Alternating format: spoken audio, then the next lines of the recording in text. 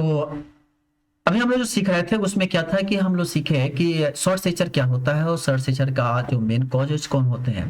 तो उसमें हम लोग नॉर्मल वेरिएंट के बारे में सीखे और नॉर्मल वेरिएंट को मैंने क्लासिफाई किया। वो दो भाग में डिवाइड होता है, एक होता है फैमिलियल शॉर्ट सेचर और दूसरा जो होता है उसे हम लोग कहते हैं कॉन्स्टिट्यूशनल शॉर्ट सेचर। ठीक है, अब ये जो कॉन्स्टिट्यूशनल शॉर्ट सेचर और फैमिली शॉर्ट सेचर के बारे में हमने सीखा, उसके बाद अब इसमें हम जो इसके दूसरे पार्ट की तरफ जाएंगे वह है आपका इंट्रा यूट्राइन कॉज। ठीक है, अब इसके जो नेक्स्ट कॉज हमारे पास है वह है आपका intra uterine cause. Intra uterine cause. अब इंट्रा यूट्राइन कॉज में क्या होता है, सबसे पहला याद रखेंगे IUGR। देखिए IUGR में कई सारा कंट्राडिक्शन है। किसी किसी बुक में लिखा है इंट्रा यूट्राइन ग्रोथ रिटार्डेशन, ठीक है, और किसी किसी बुक में लिखा है इंट्रा यूट्राइन ग्रोथ रिस्ट्रिक्शन। ठीक है, आप देखेंगे पुराने बुकों में लिखा है इंट्रा यूट्राइन ग्रोथ रिटार्डेशन, और नए जो बुक आए हैं, नए एडिशन हमने देखा, घाई जी का बुक देखे मैंने, तो उसमें भी घाई का बुक में उसमें लिखा हुआ है इंट्रा यूट्राइन ग्रोथ रिस्ट्रिक्शन। तो इसलिए अब हमें याद रखना है रिस्ट्रिक्शन नॉट रिटार्डेशन। तो इंट्रा यूट्राइन ग्रोथ रिस्ट्रिक्शन, ठीक है, या आपका क्या कहते हैं, दूसरा है इंट्रा यूट्राइन इन्फेक्शन। अब इंट्रा यूट्राइन इन्फेक्शन में आपको अच्छे तरीके से पता है TORCH, इसको हम लोग पढ़ते हैं टॉर्च। पढ़े हैं ना आप कि नहीं जानते हैं? माइक्रोबायोलॉजी में आपको अच्छे तरीके से बताया था इंट्रा यूट्राइन इन्फेक्शन में क्या क्या होता है। ठीक है, या आप जब ऑब्स गाइनो पढ़ते हैं तो वहां भी आपको पढ़ाया जाता है। जो टी जो होता है आपको होता है टॉक्सोप्लाज्म, ठीक है, वो जो है जैसे अदर में हो गया सिफिलिस, ठीक है।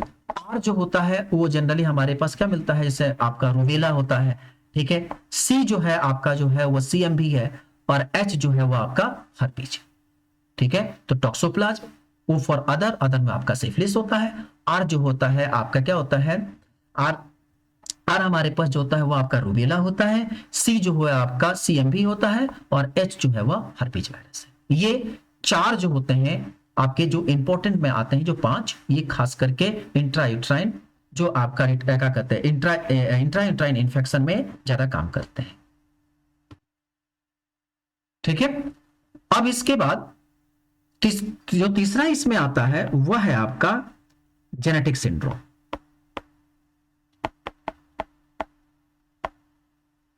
अब ये जेनेटिक सिंड्रोम कौन कौन होते हैं, तो जेनेटिक सिंड्रोम में आपको याद रखना है सबसे पहला सिकल सिंड्रोम।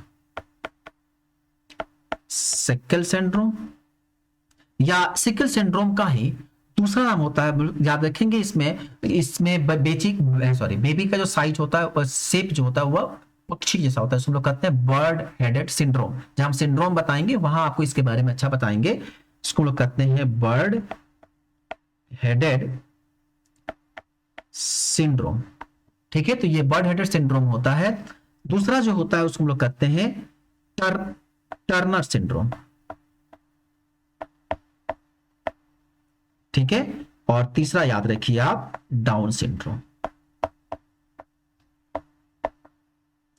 तो आपको 3 सिंड्रोम याद रखना है, सिकल सिंड्रोम, टर्नर सिंड्रोम और डाउन सिंड्रोम, ठीक है। याद करने का तरीका STD, आप तो पढ़े हो ना, STD, ISD, CPO, ये सब पढ़ते थे पहले ना, मतलब PCO, उससे आप याद रखिएगा STD। अब ये STD मतलब सेक्सुअल ट्रांसमिटेड डिजीज नहीं है, आपको बता दें। अब ये नहीं कि STD निमोनिक याद कर लिए तब हो गया कि सेक्सुअल ट्रांसमिटेड डिजीज, नहीं, ठीक है। आपको हम इसका डायग्राम दिखाते हैं कि बच्चा जो होता है वो बेबी जो है उसकी साइज, उसकी देखिए आप, ये है सिकल सिंड्रोम का डायग्राम, ठीक है। इसमें आप देखेंगे कि बच्चे का जो साइज होता, शेप होता है वो कैसा होता है, एकदम पक्षी जैसा होता है। उसका ठूठ जो होता है एकदम ऐसे, नाक जो होता है उसका ठूठ जैसा निकला रहता है। तो इस चीज को याद रखेंगे। ये जो है ये आपका सिकल सिंड्रोम का एग्जाम्पल होता है। कई बार डायग्राम से पूछ लिया जाता है, तो इसलिए हम डायग्राम आपको दिखा दिए, सिकल सिंड्रोम या बर्ड हेडेड सिंड्रोम का डायग्राम जैसा, ठीक है, ठीक है। तो अब इसके बाद जो हम नेक्स्ट सीखेंगे वह है आपका पोस्ट नेटल या एक्वायर्ड कॉजेज, ठीक है। इसका थर्ड पार्ट है पोस्ट नेटल या एक्वायर्ड कॉजेज। ठीक है, अब ये पोस्टडेटेड या एक्वायर्ड कॉजेज में क्या होता है, इसमें आप समझिए, इसको आप याद करने का तरीका आपको याद करना है तो आप इसको याद कर सकते हैं सेम्स से, SAMES,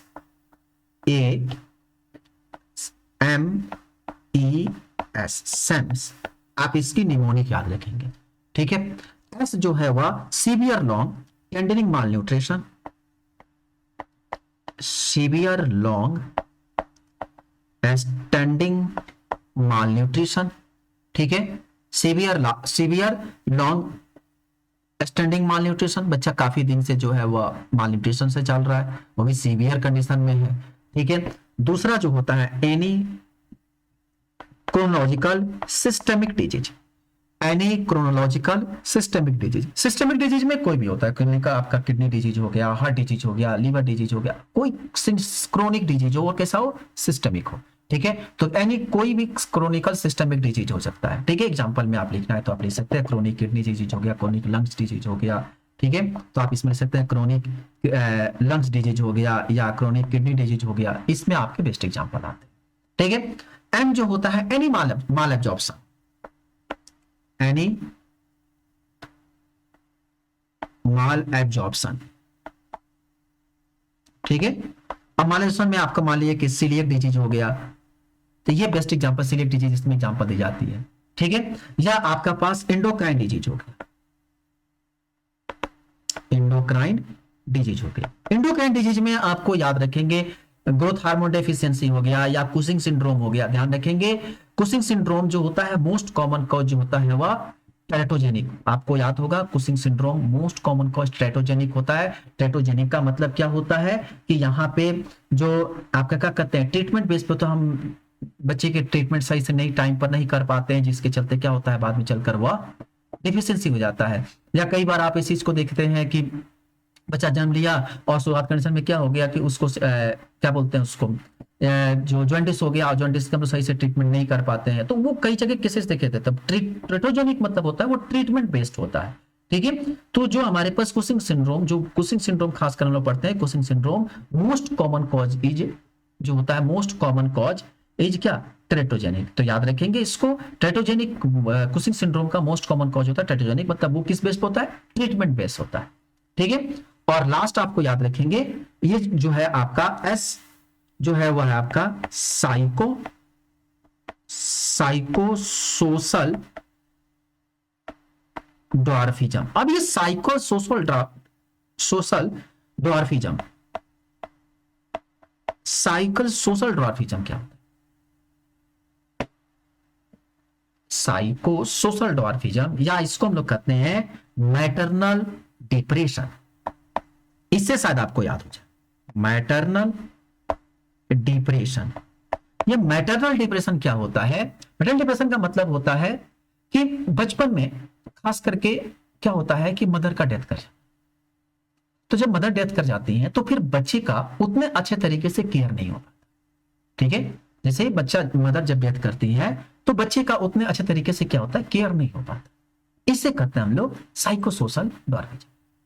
ये भी बहुत इंपॉर्टेंट फैक्टर काम करता है कि माल न्यूट्रिशन या बच्चे का सही से केयर ना करना। एक मदर जो बच्चे की केयर करती है वो शायद ही कोई व्यक्ति केयर करता है। ठीक है, तो ये है, इसको हम लोग कहते हैं मेंटल डिप्रेशन। बच्चा हमेशा रहेगा कि मम्मी नहीं है या कोई, खास करके मदर पे ज्यादा ये इफेक्ट देखने को मिलता है। ठीक है, चलिए अब इसके बाद हम लोग पढ़ते हैं, इसमें एक ज्यादा हम लोग को अब यहाँ पे थोड़ा सा क्लिनिकल सिनेरियो देखना है, तो हम लोग सीखेंगे अब जीएच डेफिशिएंसी के बारे में, यानी कि growth hormone deficiency. Growth hormone deficiency.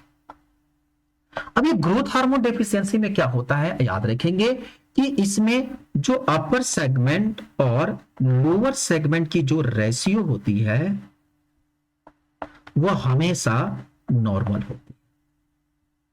Upper segment और लोअर सेगमेंट की जो रेशियो होती है वह कैसी होती है, नॉर्मल होती है। ठीक है, और इसमें आपका बोन एज जो होता है वह हमेशा क्रोनोलॉजिकल एज से कम होता है। तो बोन एज क्रोनोलॉजिकल एज से कम होता है या क्रोनोलॉजिकल एज बोर्न एज से ज्यादा होता है। ठीक है, ध्यान रखेंगे। इसके लिए हम टेस्ट जो यूज करते हैं, जीएच स्टिमुलेशन टेस्ट जो हम यूज करते हैं, वह कौन कौन से बीच टेस्ट यूज करते हैं? सबसे पहला होता है, हम लोग करते हैं डायनेमिक टेस्ट। ठीक है, दूसरा जो यूज करते हैं वो, इसको याद रखिएगा, उसको हम किसी में से कोई एक, अभी हम जो लिखेंगे उसमें से किसी एक को हम लोग करते हैं। ठीक है, तो उसको याद रखेंगे, इसमें से एनी वन करना रहेगा।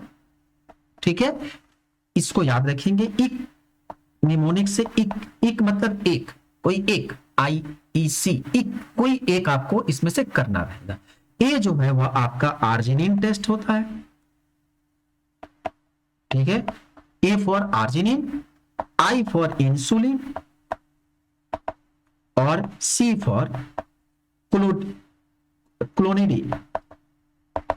ठीक है, तो आपको आर्जिनिन टेस्ट करना हो या इंसुलिन टेस्ट करना होगा या क्लोनिडिन टेस्ट करना, इसमें से किसी एक टेस्ट को आप करेंगे तो हमें जीएच डेफिशिएंसी के बारे में पता चल जाता है। ठीक है, और याद रखेंगे जनरली जो हमारे पास इसकी जो ट्रीटमेंट करते हैं, वह आपका जो इसका ट्रीटमेंट होता है, वह ट्रीटमेंट क्या करते हैं हम, उसमें हम जीएस यानी कि रिकम्बिनेंट जीएस थेरेपी देते हैं हम लोग, रिकम्बिनेंट गोनाडल हार्मोन थेरेपी करते हैं हम लोग।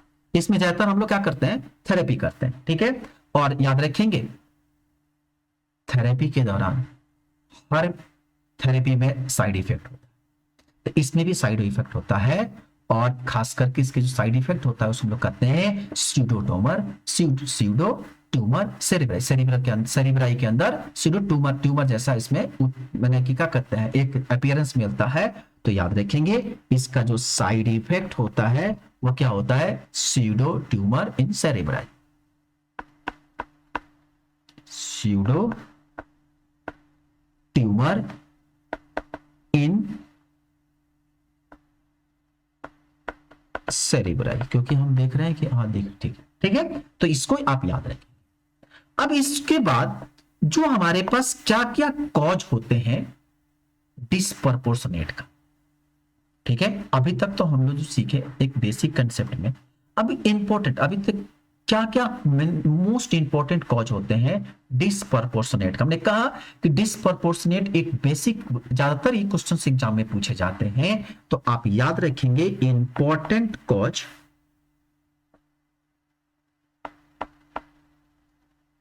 Important cause of disproportionate short stature. क्या क्या मोस्ट इंपॉर्टेंट कॉज होते हैं disproportionate सेचर।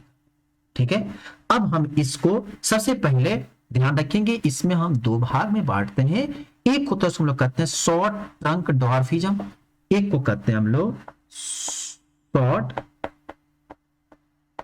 Trunk dwarfism. Short trunk dwarfism इसका मतलब क्या होता है, ट्रंक एरिया जो है वो छोटा होता है। ठीक है, और तो शॉर्ट मतलब कि यहां पे जो रेशियो हम लोग लिखते हैं अपर सेगमेंट और लोअर सेगमेंट की जो रेशियो होती है, ध्यान रखेंगे वह आपका डिक्रीज कर जाता है। ठीक है, तो यहां पे जो हमारे पास शॉर्ट ट्रंक ड्वार्फिज्म में अपर सेगमेंट और लोअर सेगमेंट की जो रेशियो होती है वो क्या करती है, डिक्रीज कर जाती है। अब ये क्या होता है इसमें कि जो अपर सेगमेंट होता है वो डिक्रीज करता है और लोअर सेगमेंट नॉर्मल होता है। याद रखेंगे शॉर्ट ट्रंक ड्वार्फिज्म में अपर सेगमेंट डिक्रीज करता है और लोअर सेगमेंट नॉर्मल होता है। क्या होता है, अपर सेगमेंट डिक्रीज करता है और लोअर सेगमेंट जो होता है वह नॉर्मल होता है। ठीक है, ये पहला होता है। और दूसरा जो कहते हैं उसको हम लोग कहते हैं short limb dwarfism.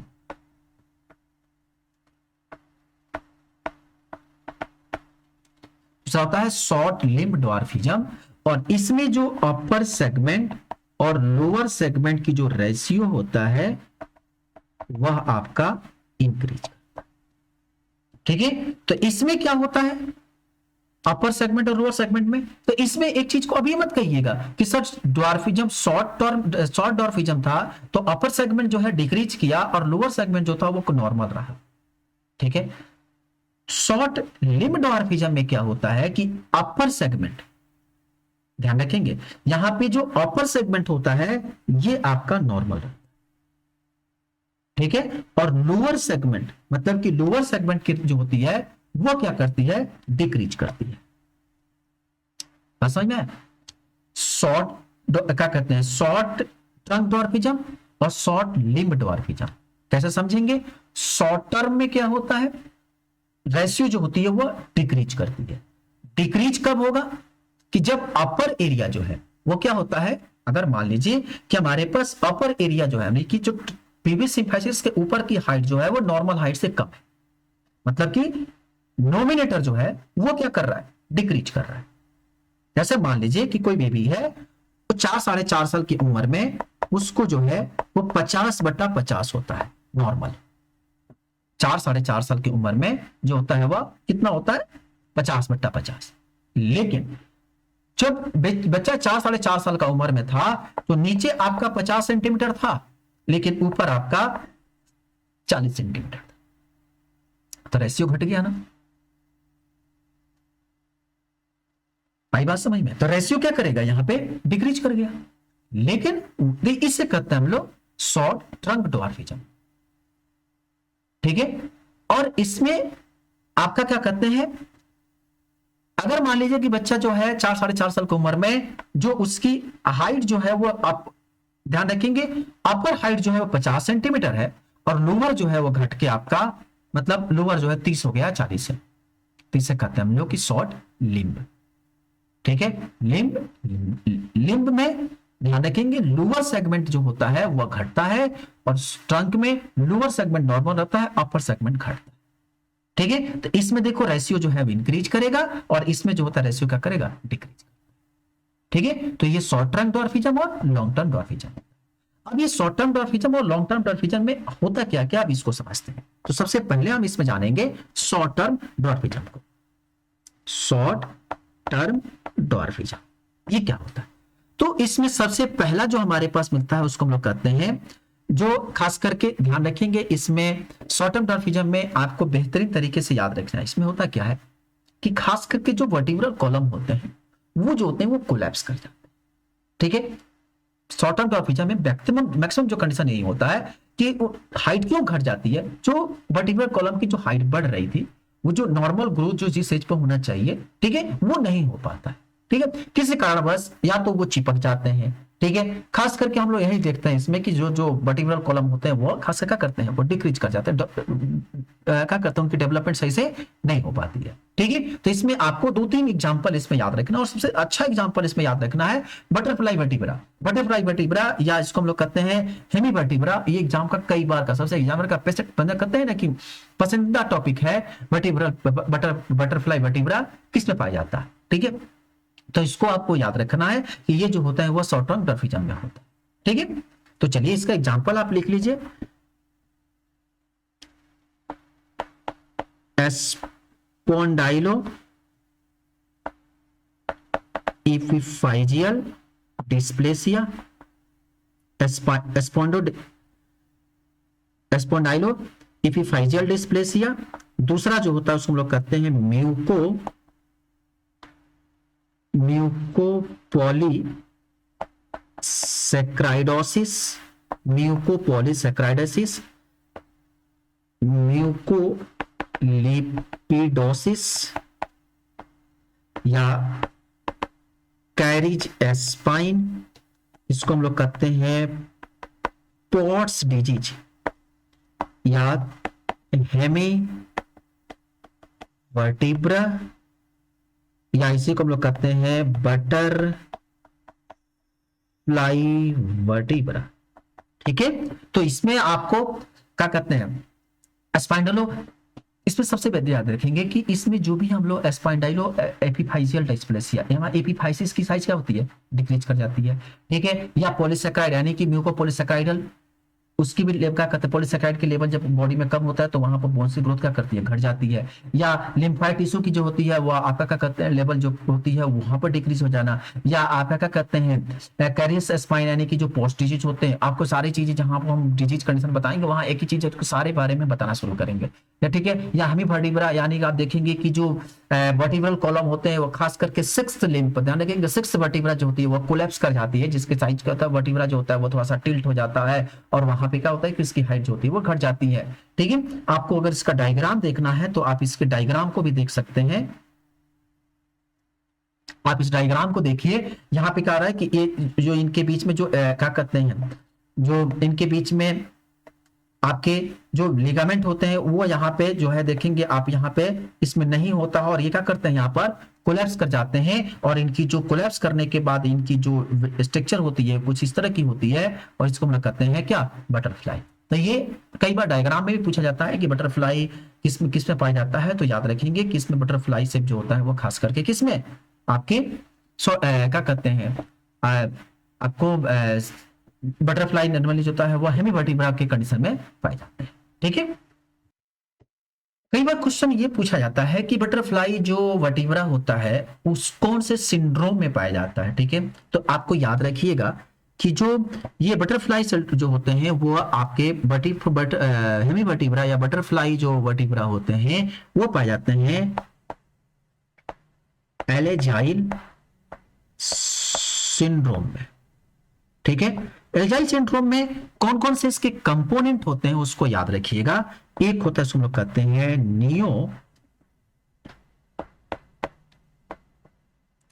Neonatal cholestasis.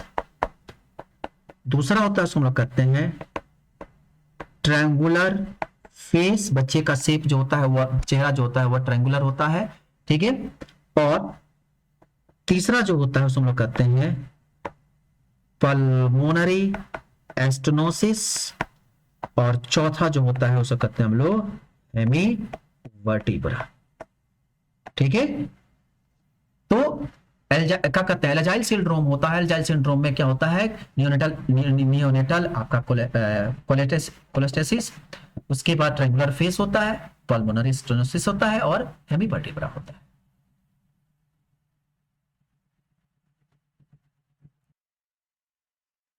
ठीक है, तो याद रखेंगे एल्जाइल सिंड्रोम में क्या होता है कि इसमें नियोनेटल कोलेस्टेसिस होता है, नियोनेटल कोलेस्टेसिस, ट्रायंगुलर फेस होता है, पल्मोनरी स्टेनोसिस होता है, और हेमीवर्टिब्रा।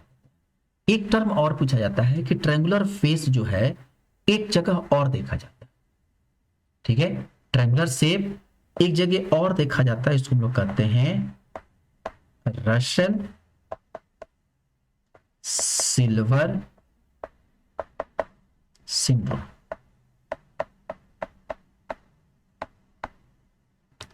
ठीक है, तो याद रखेंगे रसेल सिल्वर सिंड्रोम में भी देखा जाता है ट्रायंगुलर फेस। तो कई बार क्वेश्चंस को कोरिलेट करके पूछा जा सकता है।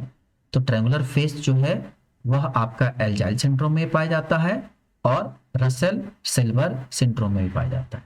आपको फिर हम आपको रिपीट करेंगे कि इन चीज को हम आपको फिर दोबारा, आप जब मिलेंगे हम सिंड्रोम के पूरे बेसिक कंसेप्ट में, वहां भी आपको इसके बारे में एक एक करके हम सिखाएंगे।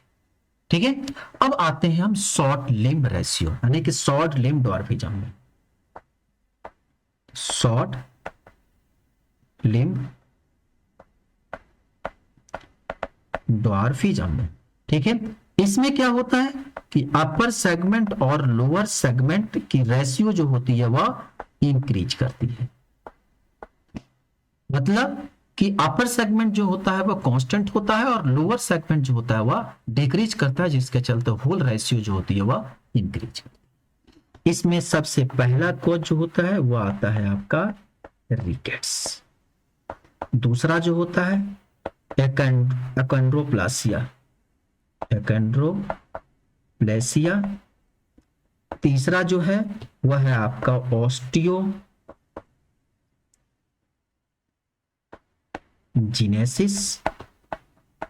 Imperfecta, ऑस्टियोजिनेसिस imperfecta. और चौथा होता है कंजेनाइटल हाइपोथायराइडिज्म।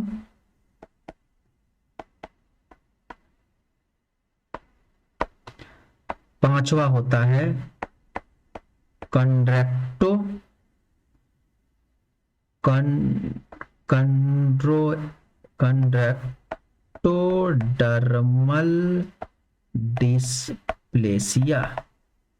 ठीक है, तो इसमें आपको याद रखना है रिकेट्स, एकेंड्रोप्लासिया, उसके बाद ऑस्टियोजेनेसिस इम्परफेक्टा, कंजेनाइटल हाइपोथायराइडिज्म और कंड्रेक्टो क्या कहते हैं, और लास्ट में है कंड्रेक्टल डर्मल डिस्प्लेसिया। ठीक है, तो आपको इसके 5 टर्म आपको याद रखने हैं, ये खास करके शॉर्ट लिम्ब डॉर्फिज्म में। और ये क्वेश्चंस जो है कई बार एग्जाम के क्वेश्चन, अभी हम आपको क्वेश्चन दिखाएंगे भी तो आपको समझ में आएगा कैसे एग्जाम में क्वेश्चन पूछे जाते हैं। कई बार, एक बार नहीं कई बार इस टॉपिक से जो है वो क्वेश्चन एग्जाम में पूछे गए।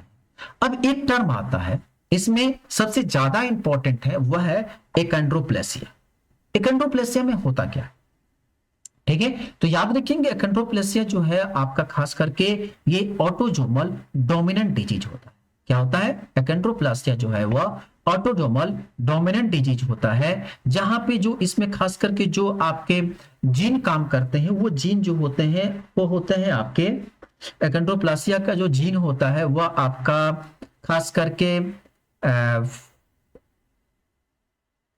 FGR3 होता है। ठीक है, FGR3 उसमें खास करके जीन काम करते हैं जो आपको fibroblast growth factor representative 3 growth होता है जीन होते हैं। क्योंकि ये क्वेश्चन तत्काल ही पूछा हुआ क्वेश्चन है कि एकेंड्रोप्लासिया में कौन सा जीन इफेक्ट होता है, तो याद रखेंगे उसमें FGR3 जीन जो होते हैं वह इसमें इफेक्टिबल होते हैं। ठीक है, तो ये ऑटोसोमल डोमिनेंट डिजीज होता है खास करके। ठीक है, तो चलिए हम इसमें पढ़ लेते हैं एकेंड्रोप्लासिया के बारे में, क्योंकि एकेंड्रोप्लासिया जो है कई बार एग्जाम का क्वेश्चन रहा है, तो इसको हम देख लेते हैं क्या है ये एकेंड्रो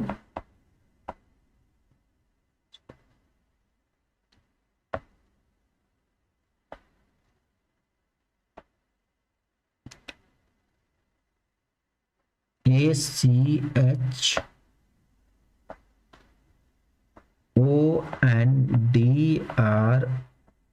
एकेंड्रोप्लासिया P, एक मिनट रुकिए थोड़ा छोटा कर ले इसको। तो ये डिजीज है एकेंड्रोप्लासिया, ACHONDRO एकेंड्रोप्लासिया। आप देखेंगे ये जो एकेंड्रोप्लासिया आप पूछेंगे ऐसे क्यों लिखें, क्योंकि ये बड़ा काम का चीज है, ये अपने आप में सारी प्रॉपर्टी को बता देगा। ठीक है, ये जो है वो है आपका ऑटोसोमल डोमिनेंट इंट्रैक्ट, मतलब कि यहां पे जो काम करते ये डिजीज जो है ये जनरली ऑटोसोमल डोमिनेंट इनहेरिटेड, यह है ऑटोसोमल डोमिनेंट हेरिटेड। ठीक है, दूसरा जो है आपका सी, ध्यान रखेंगे यहां पे सबसे इंपॉर्टेंट रेडियोलॉजी का सबसे मतलब अच्छा क्वेश्चन है कि एकेंड्रोप्लासिया में आपका जो रेडियोलॉजिकल आपको रिप्रेजेंटेशन दिखाया जाएगा तो आप उसको देखेंगे तो आप खुद सोचेंगे कि ये क्या है। ठीक है, आपको हम दिखाते हैं रेडियोलॉजिकल रिप्रेजेंटेशन। आप देखेंगे एकेंड्रोप्लेसिया के जो पेशेंट होते हैं इनके जो ये स्ट्रक्चर होते हैं वह कुछ इस तरह के होते हैं। ठीक है, मतलब इनकी जो स्ट्रक्चर होती है कुछ इस तरह के स्ट्रक्चर होती है। मतलब ये कौन सा, ये आपका क्या है, चैंपियन ग्लास की तरह। ठीक है, जो शराब की जो चैंपियन ग्लास होती है वो स्ट्रक्चर इनके मिलते हैं। तो याद रखेंगे इनकी जो स्ट्रक्चर में जब आपको देखेंगे तो उनकी जो रेडियोलॉजिकल ग्राफिकल रिप्रेजेंटेशन होती है वो कैसी होती है, चैंपियन ग्लास रिप्रेजेंटेशन होती है। ठीक है, तो एकेंड्रोप्लासिया का जो सी है वो सी आपका जो है वह champagne glass pelvis.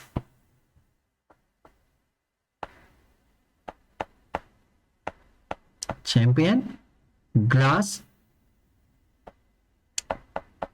Pelvis on x-ray, x-ray करने पर पेल्विस का जो स्ट्रक्चर दिखता है वो चैंपियन ग्लास की तरह दिखाई देता है। ठीक है, चलिए उसके बाद हेड एबनॉर्मेलिटी, बच्चे की साइज जो होती है वह थोड़ी सी बड़ी साइज में हेड मिलता है। खास करके आप देखेंगे कि उसमें जो आप अभी हम आपको बताएंगे कि वो ट्राइडेंट हेड होता है।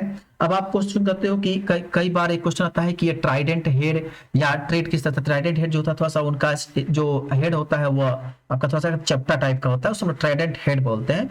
तो इसकी जो हेड जो होती है वो नॉर्मल बच्चे जैसी नहीं होती, इसको हम लोग कहते हैं हेड एबनॉर्मेलिटी।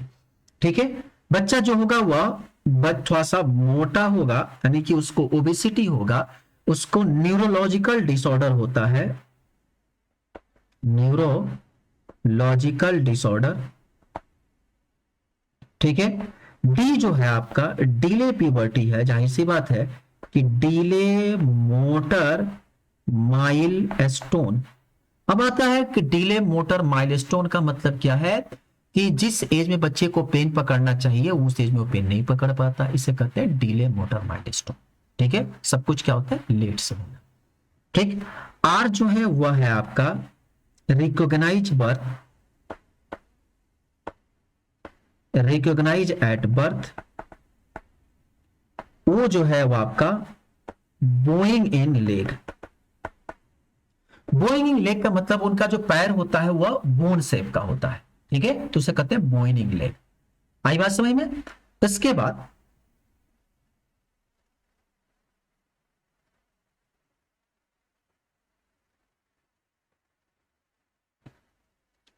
एक टर्म इसमें और आता है, आप देखेंगे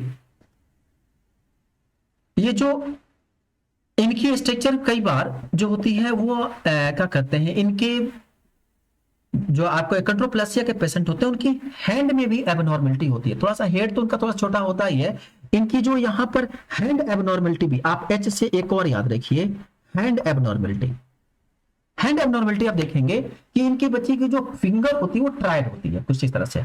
एक जो होते हैं ये थोड़ा सा इस तरह से होते हैं, मतलब ये 3 फिंगर जो होते हैं वो अलग हो जाते हैं और 2 जो होते हैं अलग हो जाते हैं। कई बार इनमें ज्यादातर एक्रोप्लेसिया के पेशेंट में हम लोग हैंड को ज्यादा देखते हैं, तो हैंड ट्रायड में मतलब होता है कि 3 जो है अलग तरह से हो जाते हैं और ये जो होते हैं अलग होते हैं। याद रखेंगे इस तरह से कुछ हिस्से मिलते हैं, स्ट्रक्चर मिलता है। हम लोग में क्या है कि सब नॉर्मल है और इनमें क्या होता है ये थोड़ा सा इधर फैल जाता है और ये जो होते हैं इनके तो ट्रायड होते हैं, इनके थोड़ा सा टेढ़े बेढ़े फिंगर्स होते हैं। तो याद रखेंगे एक्रोप्लेसिया में ये भी केसेस होते हैं। ठीक है, पी जो है वह आपका है प्रॉक्सिमल लिम्ब शॉर्टनिंग। जो आपको पहले ही बताया कि इसमें जो होते हैं प्रॉक्सिमल लिम्ब जो होते हैं वो छोटे होते हैं, तो आप याद रखेंगे प्रॉक्सिमल लिम्ब शॉर्टनिंग। ठीक है, एल ए जो है वह लार्ज हेड, ने पहले कहा, यहां पे याद रखेंगे लार्ज हेड। हेड जो होती है थोड़ा सा उसकी चपटी होती है, तो साइज क्या होती है उनकी बड़ी होती है। आगे पढ़ेंगे एक्रोमेलेसिया क्या करते हैं, एक्रोमेलेसिया और एक्रोप्लेसिया केस में हम आपको सिखाएंगे कि इसमें कैसे काम करता है। ठीक है, तो इनकी हेड जो होती है वो जनरल साइज पे जो होती है वो हार्ड होती है, थोड़ा सा चपटी टाइप की होती है और जो साइज जो होता है वो थोड़ा सा बड़ा होता है। ठीक है, तो हाई हेड जो होता है वो बड़ा होता है और ये होते हैं शॉर्ट सेचर। शॉर्ट सेचर मतलब इनकी जाहिर सी बात है प्यूबर्टी जो है वो डिले कर गया, तो ये क्या हो गया शॉर्ट सेचर होते हैं। और इन शॉर्ट सेचर होता है क्या है कि इनकी जो इंटरपेडिकुलर डिस्क होते हैं वो जो होते हैं थोड़ा से चपटे हो जाते हैं। तो यहां पर याद रखेंगे कि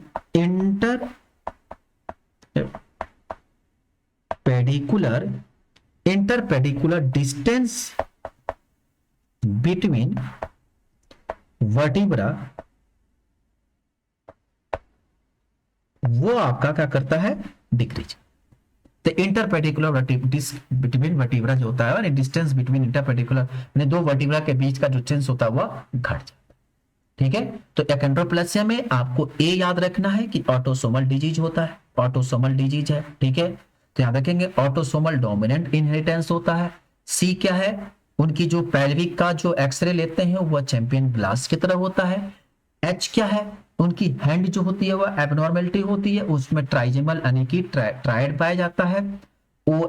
ओ क्या है, बच्चा ओबेसिटी होता है। एन क्या है, मेंटल डिसऑर्डर यानी कि न्यूरल डिसऑर्डर होता है। डी क्या है, डिले मोटर माइलस्टोन आता है। माइलस्टोन मतलब कि बच्चा चलना बैठना बोलना ये सब देर से करता है। आर क्या है, ये क्या कहते हैं इनके जो बर्थ के समय में ही रिकॉग्नाइज मतलब बर्थ के कंडीशन में ही इनको थोड़ा सा वो क्या कहते हैं आपको डिफेक्ट मिलने शुरू होते हैं। वो क्या है, आपकी बच्चा जो होता है वह बच्ची का जो पैर होता है वो कैसा है, बो शेप का। ध्यान रखेंगे बो मतलब क्या होता है, वह आपका बोइंग बोलते हैं, बोइंग मतलब होता है धनुष के आकार का। ठीक है, बच्चे का पैर जो होता है वह आप देखे होंगे, बच्चा जो होता है उसका पैर कुछ इस तरह से बोइंग आकार का, धनुष के आकार का होता है। ठीक है, इसका जो आपका जो क्या कहते हैं, जो यूनी के जो थंब का जो पटेला का जो हिस्सा जो देखे होंगे जहां पर वो थोड़ा सा ऐसे बाहर निकला टाइप का रहता है, तो होता है बोइंग लेग बोला जाता है उसको। ठीक है, उसके बाद पी क्या है, प्रोक्सिमल जो आपका लिम्ब साइज है वो जाहिर सी बात है कि इसमें क्या कहता है वो डिक्रीज कर जाता है। उसके बाद एल जो है, एल ए हेड जो होता है वो लार्ज हेड होता है, एस जो होता है वो शॉर्ट सेचर होता है, और आई ए जो है वह इंटर पेडिकुलर डिस्टेंस यानी कि हाइट को कम होती है कि इंटरपेडिकुलर डिस्टेंस जो होता है वह कम हो जाता है। ये है एकेंड्रोप्लेसिया का पेशेंट। तो एकेंड्रोप्लेसिया का पेशेंट को आपको आइडेंटिफाई करना बहुत आसान है, केस सिनेरियो आपको दे देगा और आप इसी केस सिनेरियो से आप आसानी से डिसाइड कर लेंगे कि पेशेंट किसका है, एकेंड्रोप्लेसिया का है। ठीक है, तो इसको याद रखेंगे। इसमें ऑटोसोमल डोमिनेंट जीन जो होता है इसमें कौन से जीन काम करते हैं, तो याद रखेंगे इसमें FGFR3। ठीक है, एफ जो है fibroblast growth factor receptor 3 gene, fibroblast growth receptor sorry fibroblast growth factor receptor gene number 3। ठीक है, तो fibroblast growth factor receptor number कितना, 3। ठीक है, तो ये इसमें जीन काम करते हैं। तो ये हो गया आपका एकेंड्रोप्लासिया। अब एक टर्म आता है, इसको हम लोग कहते हैं, याद रखेंगे, जो आपका क्या कहते हैं कि एक टर्म याद रखिएगा आप ट्रायड के रूप में। ठीक है, तो ऐसे कंडीशन में कुछ पेशेंट ऐसे होते हैं जिनकी बोन जो होते हैं वो काफी ब्रिटल होते हैं, मतलब आसानी से क्या होते हैं उनके बोन ब्रेक कर जाते हैं, इसको हम लोग कहते हैं ब्रिटल बोन अपीयरेंस। ठीक है, तो एक ब्रिटल बोन डिजीज, एक कंडीशन यहां पर भी आता है, ब्रिटल बोन डिजीज, इसी को हम लोग कहते हैं ऑस्टियोजेनेसिस इम्परफेक्टा। ऑस्टियोजेनेसिस इम्परफेक्टा, या इसी का एक और नाम होता है, हम लोग कहते हैं डेंटिजीरस इम्परफेक्टा। ठीक है, तो डेंटिजीरस इम्परफेक्टा या ब्रिटल बोन डिसऑर्डर या डिजीज, और इसी को कहते हैं हम लोग ऑस्टियोजेनेसिस इम्परफेक्टा। इसमें होता क्या है कि वो बोन्स इतने मतलब कि उतने अच्छे तरीके से मैच्योर नहीं रहते, वो थोड़े से फोल्ड होने पर ब्रेक कर जाते हैं, तो इसे हम लोग कहते हैं ऑस्टियोजेनिक ब्रिटल बोन डिजीज।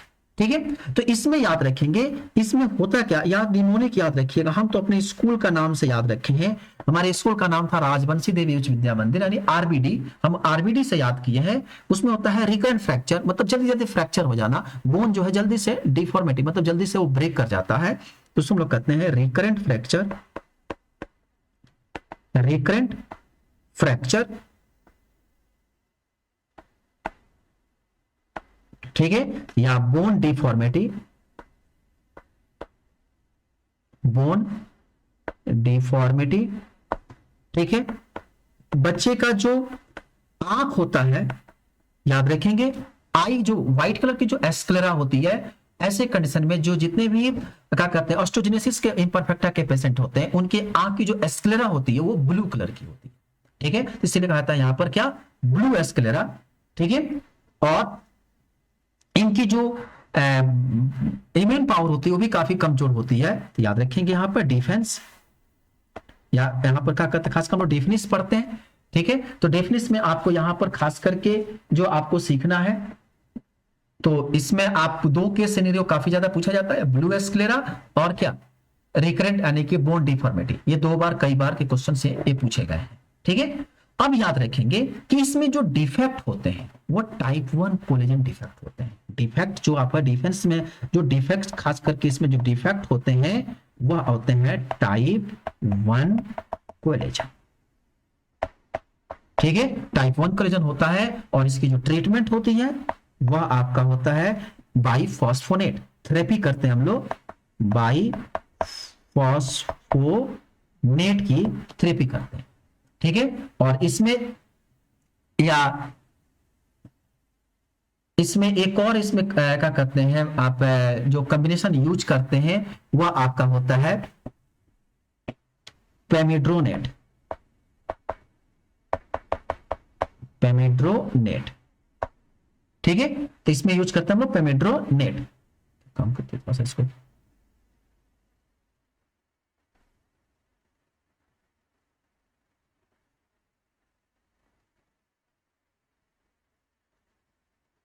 ठीक है, यूज क्या करते हैं पोमेड्रोनेट इसमें यूज करते हैं, ठीक है। तो ये है इसका बेसिक कंसेप्ट, आप याद रखेंगे।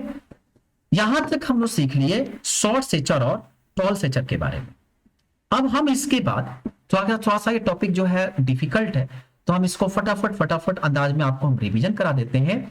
हमने शॉर्ट सेचर में क्या सीखा कि शॉर्ट सेचर की कंडीशन क्या होती है, पेशेंट क्या होता है शॉर्ट सेचर में। तो शॉर्ट सेचर में होता है कि स्टैंडर्ड डेविएशन जो होती है वो कितनी होती है, 2 से उसकी कम होती है, ठीक है। अब उस स्थिति में क्या होता है कि स्टैंडर्ड डेविएशन 2 से कम होता है तो वो कहलाता है शॉर्ट सेचर। शॉर्ट सेचर जो होते हैं वो आगे चलकर 2 भाग में बांटता है, एक होता है हम लोग कहते हैं प्रोपोर्शनेट शॉर्ट सेचर, एक होता है डिसप्रोपोर्शनेट शॉर्ट सेचर। प्रोपोर्शनेट किसे कहते हैं, इसमें अपर सेगमेंट और लोअर सेगमेंट की रेशियो जो होती है बराबर होती है, मतलब चेंज नहीं होता है। मतलब क्या, अगर अपर सेगमेंट जितना घट रहा है लोअर सेगमेंट में उतना घटेगा। अपर सेगमेंट क्या कि शॉर्ट सेचर तो घटेगा ही, ठीक है। तो अगर अपर सेगमेंट 40 है तो लोअर सेगमेंट में 40 सेंटीमीटर होगा। अपर सेगमेंट अगर 50 है तो लोअर सेगमेंट 50 सेंटीमीटर। तो अपर सेगमेंट और लोअर सेगमेंट के रेशियो में कोई परिवर्तन नहीं, बराबर रूप से ऊपर नीचे घटता है, उसे हम लोग कहते हैं प्रोपोर्शनेट शॉर्ट सेचर। और जिसमें अपर सेगमेंट और लोअर सेगमेंट के रेशियो बराबर नहीं होते उसे हम लोग कहते हैं डिसप्रोपोर्शनेट शॉर्ट सेगमेंट, ठीक है। अब जो क्लास हमने कहा कि जो कौन कौन से कॉज होते हैं शॉर्ट सेचर का, यानी कि जो प्रोपोर्शनेट शॉर्ट सेचर होते हैं उसके कौन कौन से कॉज होते हैं। तो हमने कहा था कि नॉर्मल वेरिएंट और इंट्रायूट्राइन कॉज और पोस्टनेटल या एक्वायर्ड कॉज, 3 कॉज होते हैं। कौन कौन से, नॉर्मल वेरिएंट, इंट्रायूट्राइन कॉज और पोस्टनेटल कॉज। हमने कहा नॉर्मल क्या कहते हैं, नॉर्मल वेरिएंट में क्या होते हैं, 2 तरह का होते हैं, एक होता है फैमिलियल शॉर्ट सेचर और एक होता है सीडीजीपी, यानी कि constitutional delay in growth and puberty, ठीक है। फैमिलियल क्या होता है, हमने कहा कि फैमिलियल ग्रोथ में वो ग्रोथ आते हैं जिसमें क्या होता है कि बच्चे की जो ग्रोथ होती है वो -2 स्टैंडर्ड डेविएशन से कम होता है, ठीक है। पर पेरेंटल लाइफ हाइट जो होते हैं वो बराबर होते हैं। हमने कहा कि मिड पेरेंटल एज कैसे कैलकुलेट करते हैं, तो कहा मदर का एज, फादर का एज और प्लस 13/2 अगर बच्चा लड़का है तो, और लड़की है तो फादर का एज, मदर का एज -13/2, ठीक है, उसे कहते हैं हम लोग मिड पेरेंटल एज। दूसरी चीज हमने कहा कि जो फैमिली शॉर्ट सेचर होते हैं इसमें और क्या बेसिक कंसेप्ट होता है कि फैमिली शॉर्ट सेचर के जो बच्चे की प्यूबर्टी होती है वो जो होती है वो नॉर्मल होती है। बच्ची मम्मी पापा जरूर कोई ना कोई जो फैमिलियल हिस्ट्री है वो जरूर ना जरूर क्या होता है, फैमिली शॉर्ट सेचर का हिस्ट्री होता है, और इसमें बोर्न एज और क्रोनोलॉजिकल एज आपस में बराबर होते हैं, ठीक है। सीडीजीपी में क्या होता है कि चाइल्ड जो होता है वो उसका एक्सपेक्टेड हाइट जो होता है वो चाइल्डहुड से कम होता है, पर बच्चा जो है वो एडल्ट एज में आते आते अपनी नॉर्मल हाइट को अचीव कर लेता है। दूसरी चीज, इसकी बच्चे की जो प्यूबर्टी होती है वो डिले होती है, और उसका जो खास करके प्यूबर्टी डिले होता है, और चाइल्ड जो होता है वह उसका ग्रोथ भी जो होता है वह प्यूबर्टी होता है। ध्यान रखेंगे इसका चाइल्ड बच्चे का चाइल्ड प्यूबर्टी जो होता है मतलब कि डिले होता है। और याद रखेंगे इसमें सबसे इंपॉर्टेंट है इसके मम्मी पापा में किसी एक का या किसी का जरूर डिले प्यूबर्टी था, और इसमें बोर्न एज जो होता है वो क्रोनोलॉजिकल एज से कम होता है, ठीक है। हमने दूसरी चीज और क्या समझाया कि जो फैमिलियल होते हैं उनको ग्राफ से मैंने रिप्रेजेंट किया, और वो ग्राफ अगर आपको याद होगा तो हमने इस ग्राफ को रिप्रेजेंट करते हुए आपको बताया था कि अगर आपको थोड़ी सी भी चीजें याद होगी, सॉरी,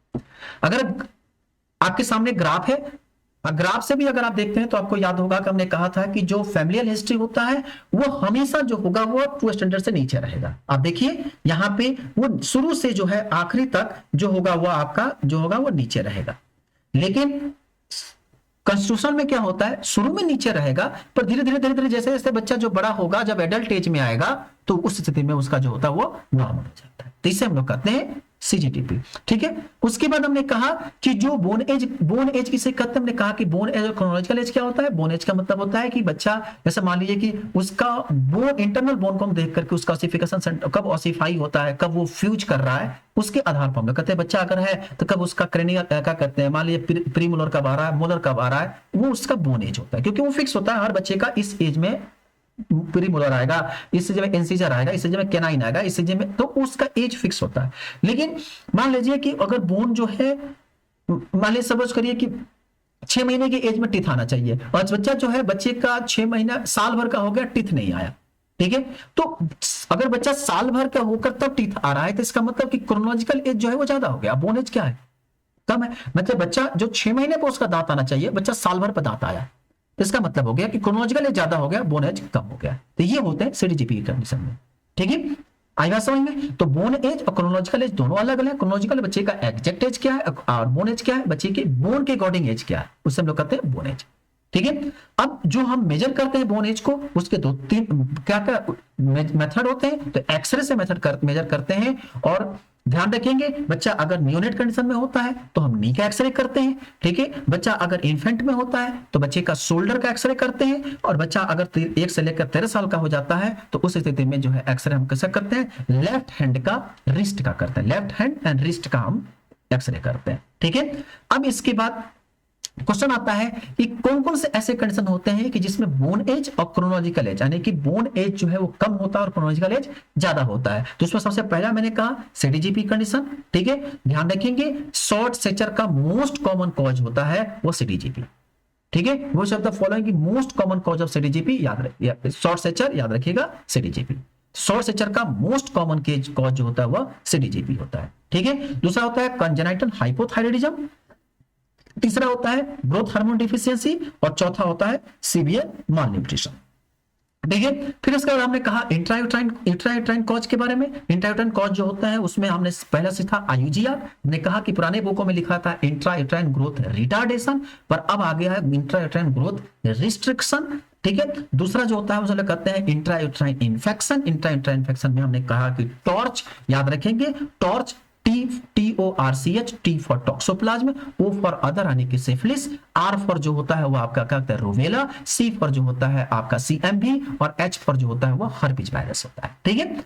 आई बात समझ में? उसके बाद होता है जेनेटिकल सिंड्रोम। जेनेटिकल सिंड्रोम में आपके 3 सिंड्रोम याद रखना है, याद करने का तरीका बताया STD, S फॉर होता है सिकल सिंड्रोम। सिकल सिंड्रोम या उसमें बच्चे की हेड क्या होती है, वो बर्ड जैसा होता है, सो हम लोग कहते हैं बर्ड हेडेड सिंड्रोम, ठीक है, या बर्ड हेडेड ड्वार्फिज्म उसको कहा जाता है।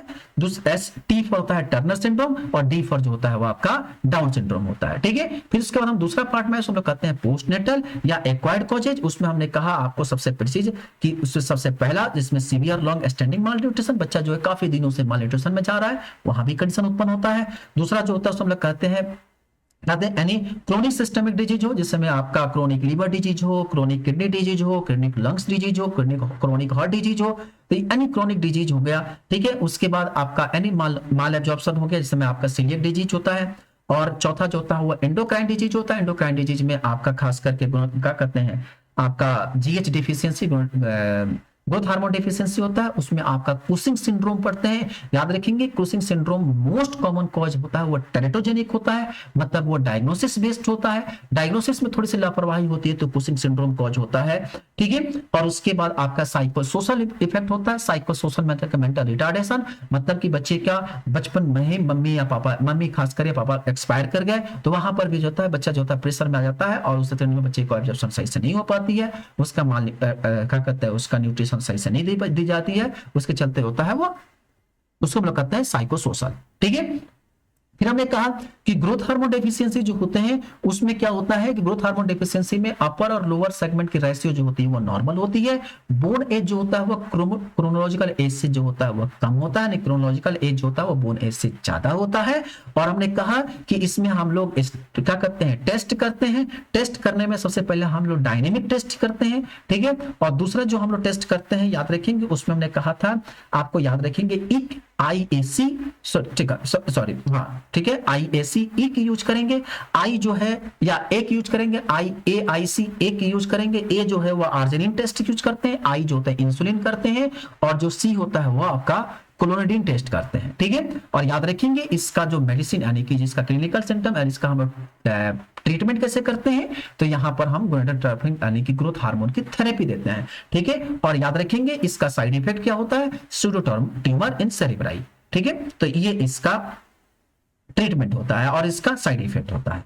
फिर इसके बाद इंपॉर्टेंट कॉज डिस्प्रोपोर्शनेट का क्या इंपॉर्टेंट कॉज होता है? तो हमने कहा कि डिस्प्रोपोर्शनेट दो तरह के होते हैं, एक होता है शॉर्ट ट्रंक डॉर्फिज्म, एक होता है शॉर्ट लिम्ब डॉर्फिज्म। शॉर्ट ट्रंक डॉर्फिज्म में क्या होता है कि अपर सेगमेंट जो होती है वह डिक्रीज कर जाती है और लोअर सेगमेंट जो होती है वो कांस्टेंट रहती है, मतलब नहीं चेंज होता है। तो इस कंडीशन में जो होगा अपर वैल्यू डिक्रीज कर गया, लोअर जो है वो कांस्टेंट, मतलब कि नॉर्मल। जैसे मान लीजिए कि अगर बच्चा जो है 4-4.5 साल की उम्र में 100 सेंटीमीटर का होता है, मतलब 50 सेंटीमीटर अपर और 50 सेंटीमीटर लोअर, तो लेकिन ऐसे कंडीशन में क्या होता है कि बच्चे की अपर सेगमेंट जो होती है वो 30 की हो गई और लोअर 50 का ही रहा, तो ऐसे कंडीशन में कहते हैं हम लोग शॉर्ट क्या कहते हैं ट्रंक डॉर्फिज्म होता है। और लिम्ब में क्या होता है कि अपर सेगमेंट जो होता है वो कांस्टेंट होता है और लोअर सेगमेंट जो होता है वो डिक्रीज कर जाता है, मतलब कि बच्चा 4-4.5 साल में अगर 100 सेंटीमीटर यानी अपर 50 और लोअर 50 है, तो ऐसे कंडीशन में बच्चा का जो अपर है वो 50 रहेगा और लोअर जो है वो 40 हो जाए, 30 हो जाए, तो इसे कहते हैं हम लोग शॉर्ट लिम्ब डॉर्फिज्म।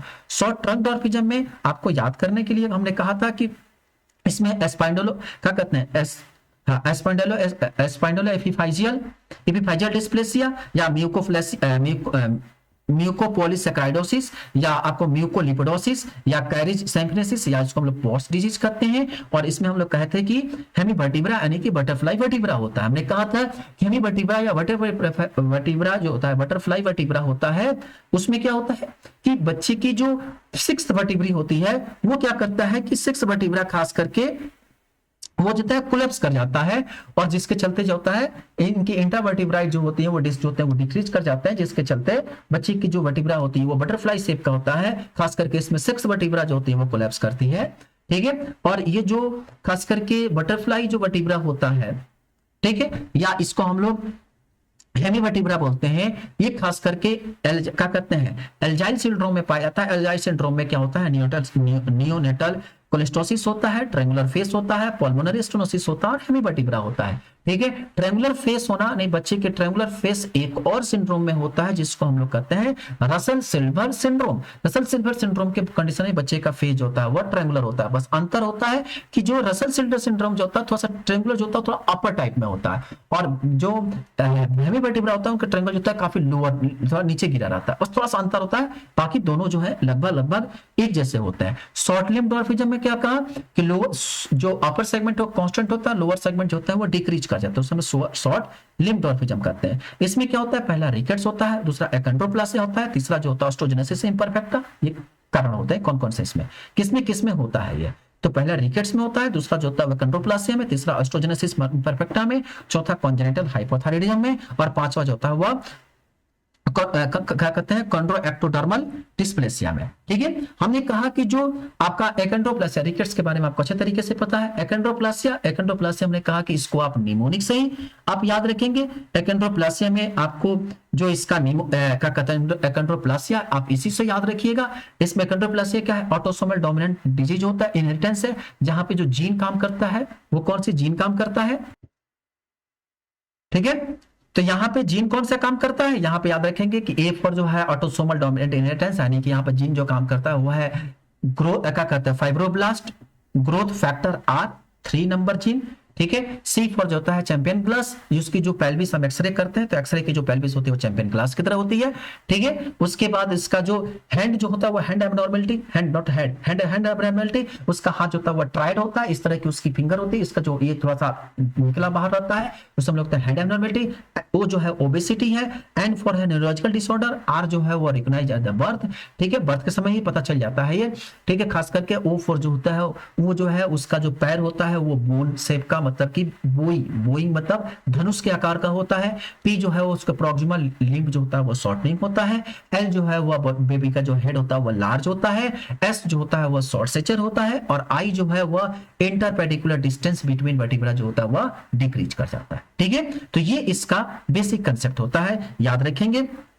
और हमने इसके बाद एक कंडीशन और पढ़ा, इसको हम लोग कहते हैं क्या कहते हैं ऑस्टियोजेनेसिस इम्परफेक्टा, या इसको हम लोग कहते हैं बिटल बोन डिजीज, या इसको कहते हैं हम लोग क्या कहते हैं डेंटिजिनस इम्परफेक्टा। इसका 3 नाम होता है। बिटल बोन आपको नाम समझ में ही आ रहा है कि क्या उसकी बोन जो होती है वो आसानी से ब्रेक कर जाती है, या आपको ट्राइड याद रखना है, उसमें रिकम्बरेंट फ्रैक्चर यानी कि बोन डिफॉर्मेटिव यानी कि जल्दी जल्दी बोन ब्रेक कर जाता है, ठीक है। इसमें सबसे इंपॉर्टेंट क्या है कि बेबी का जो आंख होता है उसका जो आंख का जो एस्क्लेरा जो व्हाइट कलर की होती है वो बेबी का ब्लू कलर का होता है और उसमें क्या होती है क्या कहते हैं डेफनिस होती है, खासकर में डेफनिस पाई जाते हैं, DF यानी डेफनिस होते हैं, ठीक है। और इसमें डिफेक्ट कौन कौन होते हैं, टाइप 1 कोलेजन डिफेक्ट्स होते हैं और इसकी ट्रीटमेंट कैसे की जाती है, बाइफॉस्फेट थेरेपी दी जाती है, ठीक है।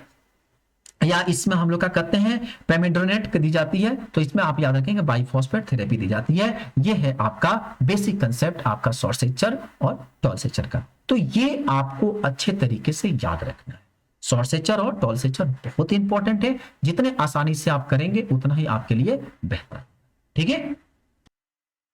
चलिए फटाफट जो है कुछ क्वेश्चंस कर लेते हैं इस पर फटाफट। आप देखिए पहला क्वेश्चन दिया है कि child is below the 3rd percentile for the height, his growth velocity is normal but chronological ap not ap age, sorry यहां पे जो है वह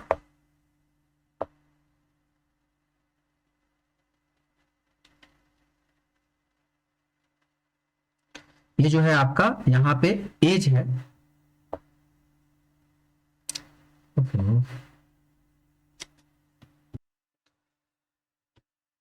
हाँ तो चलिए क्वेश्चन करते हैं। क्वेश्चन दिया गया कि ये child is below the 3rd percentile। देखिए पहले क्वेश्चन का पार्ट दे दिया, क्वेश्चन क्या है 3rd percentile से हाइट, ठीक है। His growth velocity is normal, growth velocity is normal, ठीक है, but chronological age is more than skeleton age. हमने कहा स्केलेटन एज, बोन एज, ठीक है। तो 3rd percentile से क्या है कि बिलो है यानी कम है, और दूसरी चीज कि बोन एज जो है वह क्रोनोलॉजिकल एज से या स्केलेटन एज जो है वह क्रोनोलॉजिकल एज से क्या है, कम। तो ये क्या इशारा कर रहा है, हमने कहा कि 3rd percentile से कम हुआ यानी कि शॉर्ट सेचर हो गया, ठीक है। शॉर्ट सेचर में पहली बात तो शॉर्ट सेचर हो गया। अगर दूसरी चीज क्रोनोलॉजिकल एज जो है अगर बोन एज से ज्यादा है यानी बोन एज या स्केलेटन एज और क्रोनोलॉजिकल एज से अगर कम है तो सीधा कहां जाता है वो, याद रखा आपको सीधा से सीधा इसमें किसी तरह से आपको कोई विचार नहीं लगाना है और आप कहां पहुंच के जाएंगे, आप सीधा से आप दिमाग लगाइए। कहा कि ऐसे कंडीशन में कौन सी कंडीशन आपको ज्यादातर देखने को मिलेंगे, तो आप जेनेटिकल शॉर्ट डिसऑर्डर में होंगे नहीं। प्रॉक्सिमल डॉर्फिज्म हमने बताया ना, हाइपोथायरायडिज्म कहीं दूर दूर नहीं दिखता है। हमने क्या होता है कॉन्स्टिट्यूशनल डिले इन ग्रोथ, ठीक है। तो कॉन्स्टिट्यूशनल डिले इन ग्रोथ में क्या होता है कि क्रोमोसोम जो क्रोनोलॉजिकल एज होता है वह क्या होता है स्केलेटन एज से ज्यादा होता है, पहली बात। और 3rd percentile से हाइट उसकी कम होती है। ऑप्शन कहां गया इसके पास, यह हो गया आपका कॉन्स्टिट्यूशनल डिले इन, ठीक है। चलिए दूसरा क्वेश्चन है कि child growth variation is normal but bone development is not according to chronological, not according to chronological. कहा कि जो क्या कहते हैं चाइल्ड की ग्रोथ वेरिएशन जो है वो नॉर्मल है, चाइल्ड की ग्रोथ वेरिएशन जो है वो नॉर्मल है, पर उसकी क्रोनोलॉजिकल जो बाकी डेवलपमेंट जो बोन की डेवलपमेंट हो रही है वह क्रोनोलॉजिकल एज के अकॉर्डिंग नहीं होती है। तो बताइए कि किस चीज का इस तरह का डायग्नोसिस है।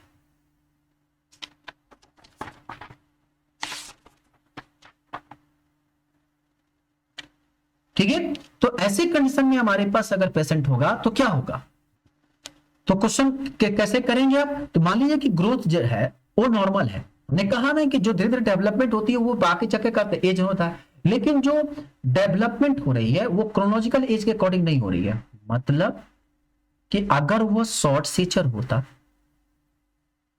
और फैमिलियल शॉर्ट सेचर होता तो क्या होता, बेबी का जो बोर्न एज होता वो क्रोनोलॉजिकल एज के अकॉर्डिंग काम करता। इसका मतलब कि बेबी का अगर बोर्न एज और क्रोनोलॉजिकल एज अगर आपस में बराबर नहीं है तो वो सीधा किसी का कहां जाएगा, कॉन्स्टिट्यूशनल में जाएगा। यानी कि इस आंसर क्या होगा इसका, कॉन्स्टिट्यूशनल डिले। ठीक है, अभी हमने सीख पढ़ा कि most common cause of short stature is CDGP। ठीक है, तो याद रखेंगे most common cause of short stature is constitutional growth retardation, जो हमारे पास क्या कहते हैं CDGP, यानी कि constitutional delay growth and puberty. ठीक है, तो आपका मोस्ट कॉमन कॉज होता है। नेक्स्ट क्वेश्चन है कि which of the following is about the constitutional delay in growth. हाँ, ये टॉपिक जो है याद रखेंगे, ये क्वेश्चन ऑल इंडिया का क्वेश्चन है, ठीक है। इसमें क्या होता है कि जो इंसुलिन ग्रोथ फैक्टर होते हैं वो क्या करते हैं कि क्रोनोलॉजिकल एज से कम हो जाते हैं। मैं जाहिर सी बात है कि इसमें बोन एज जो है वह यानी कि स्केलेटन एज, बोन एज जो है वह क्या करते हैं, स्केलेटन एज से कम होते हैं, ठीक है। तो बोन एज जो होते हैं वह क्रोनोलॉजिकल एज से कम होते हैं, ठीक है। तो ऐसे कंडीशन में इंसुलिन ग्रोथ फैक्टर भी जो होते हैं वह क्रोनोलॉजिकल एज से कम होते हैं, ठीक है। ये क्वेश्चन थोड़ा सा ये चीज है आपको याद रखना है कि इंसुलिन ग्रोथ फैक्टर IGF-1 जो होता है वो भी बोन एज की तरह क्रोनोलॉजिकल एज से कम होता है, ठीक है। आई बात समझ में। और आखिरी क्वेश्चन की कह रहा है कि शॉर्ट सेचर, ध्यान रखेंगे ये short stature secondary to growth hormone deficiency, short stature secondary to growth hormone deficiency associated with था। हमने कहा कि शॉर्ट सेचर है और secondary to growth hormone association है, तो ऐसे कंडीशन में क्या होगा कि जो आपका बोन एज और स्केलेटन एज जो होते हैं दोनों आपस में बराबर होते हैं, पहली बात। और अपर सेगमेंट और लोअर सेगमेंट की रेशियो जो होती है वह बराबर होती है, ठीक है। तो इसको हम लोग कहते हैं नॉर्मल बॉडी प्रपोर्शन, मतलब अपर सेगमेंट और लोअर सेगमेंट की रेशियो बराबर होना, इसे कहते हैं लोअर, क्या कहते हैं, नॉर्मल बॉडी प्रपोर्शन। तो ये आपका पहला ऑप्शन, ठीक है। तो इस तरह से क्वेश्चंस जो है एग्जाम में पूछे जाते हैं। आई होप आपको ठीक लगा होगा, ठीक है। थोड़ा सा बीच बीच में आदमी रुक जाता है, होता है थोड़ा सा दिमाग कंसेप्ट स्किप कर जाता है, तो आई होप कि आप अगर जैसा भी लगेगा आप हमें जरूर कमेंट बॉक्स में बताइएगा। Thank you so much for watching. फिर मिलते हैं हम नेक्स्ट क्लास में जहां हम लोग सीखेंगे हेड के सर्कमफेरेंस के बारे में, ठीक है।